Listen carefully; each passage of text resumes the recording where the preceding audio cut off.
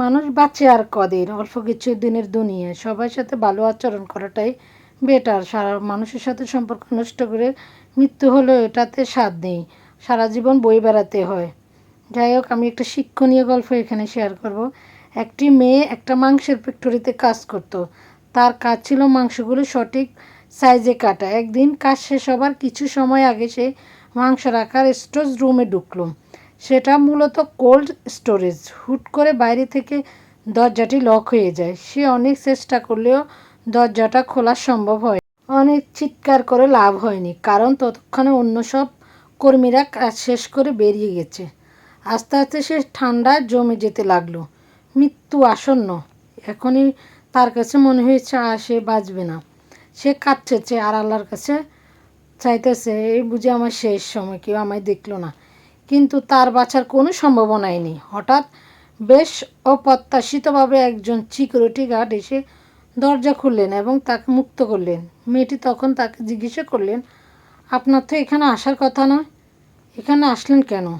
Guard উত্তর দিলেন, আমি প্রায় 35 বছর ধরে এখানে সিকিউরিটি গার্ডের কাজ করছি, কিন্তু আমি এমন কোনো মানুষের খুব কম দেখেছি যারা প্রতিদিন সকালে আসতে আমার সালাম দিয়ে ঢুকে, আবার সন্ধ্যার সময় বের হওয়ার সময় সালাম দিয়ে বের হয়।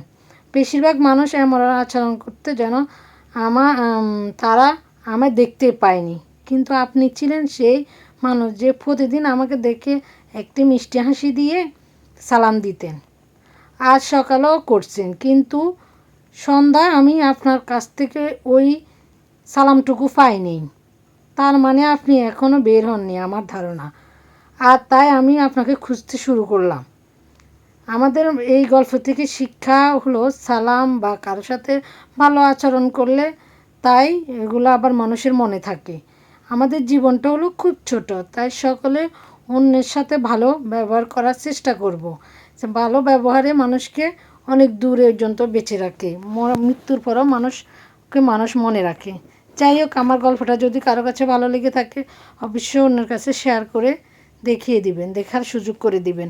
সে সাথে আমার মায়ের দেয়া সেই ইলিশ মাছের ডিমগুলো আমি এইভাবে রান্না করলাম। মাছগুলো আসলে ডিমগুলো দেশ থেকে আনার সময় ভেঙে গেছে, তো আমি যতটুকু পেরেছি ওটা প্রয়োজন ছিল ফ্রিজে, তো ওটা বের করে রান্না করলাম।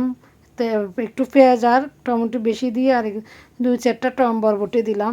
আমি কাঁচামরিচটা শেষ হয়ে নামানোর আগে দিলাম, যেন ভিটামিন বরাবর থাকে। এই কারণে আগে আমি কাঁচামরিচটা খুব কম দিই, নামানোর আগে দিই, তো গ্রানটাও ভালো হয়।